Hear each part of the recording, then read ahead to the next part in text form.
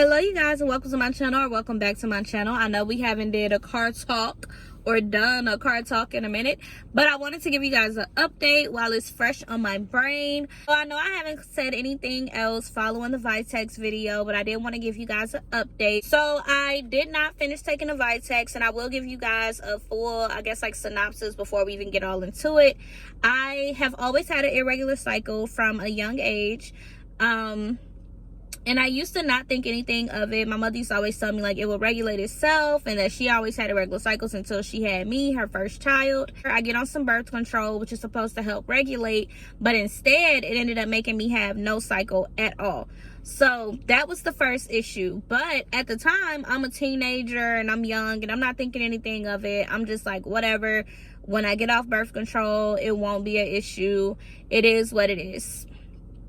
Fast forward a little further into adulthood, and I'm realizing that, hey, this isn't normal. I'm going through a lot of weight gain at this point. I'm not feeling so hot.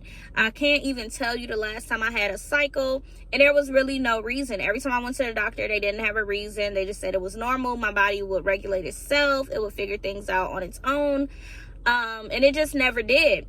So once I got married, well, before I got married, I started to ask more questions and look up things on my own and see what was going on, which is what led me to the Vitex in the first place.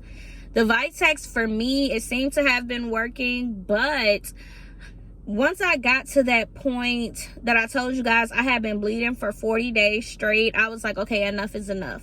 So I go to the doctor, and the doctor runs a slew of tests on me to see what's going on, and I've given her the whole backstory that I just gave you all, and everything comes back normal. She also sent my husband a referral to go get a semen analysis to make sure that everything was good there, because I told her, you know, like, my concern is not being able to have children of my own, because I'm not having a cycle. No one can tell me why. At one point I was told that I may have PCOS, but once they did all my blood work and did my ultrasounds to check for the cyst, they saw that I didn't have it. So we waited for the results to come back. My husband's semen analysis came back absolutely perfect, outstanding.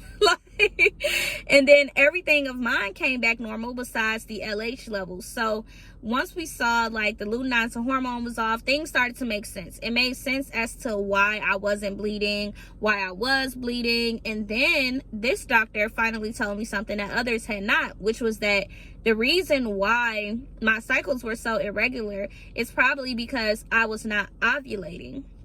So I'm like, okay, I can deal with that, because there's things that we can do to make me ovulate, and then everything will start to regulate. I went to the doctor, and in order to start this whole regulating process, we waited about 40 to 50 days to see if my cycle would come back on its own after that 40-day bleeding spell, and it did not. So we went ahead and started the progesterone. Now the progesterone is just meant to basically jumpstart my cycle, and it did. I took it, I started it November 1st, and I had a cycle by the 8th of November. I had a cycle. So after I had my cycle, I went ahead and started taking the Clomid on day 5 of that cycle, and I've just had some light cramps. It hasn't been anything too crazy. The progesterone obviously makes you cramp. I had some headaches here and there, but nothing too crazy.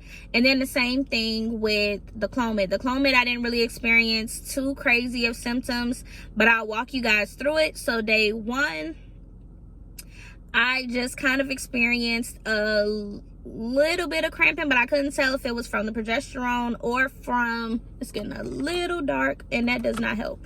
So so I just figured it was from the progesterone or whatever the case is, but then I looked it up and it said the Clomid also does make you cramp.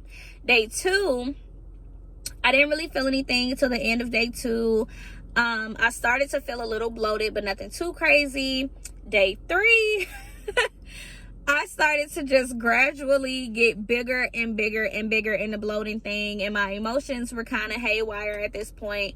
So day 4 was the same thing as day 3, just a little more increase. And day 5, I'm going to insert a picture because I looked like I could have been pregnant, like 5 months pregnant ish. Like, I looked so large. It was so crazy, and I was so emotional the whole day. Like, oh my God, what is happening? It is getting so dark. But yes, it was absolutely crazy that I just was that big bloated. But hopefully we will have more news to share. But I did want to just give you guys an update. I hope I answered all the questions. If not, you guys know how to reach me. Just remind me, like, hey girl, you skipped my question. Hey girl, you didn't say anything about this. Let me know, and I definitely will come back and give you guys feedback. I just didn't want to track or journal, I guess, like video journal the journey, just in case it was a little too much for me, just in case it was like I got some god awful news that I just couldn't handle. But I do want to share things with you guys because I feel like we are family, you know. So I'm gonna keep y'all posted, and I know that this is something that can help other people.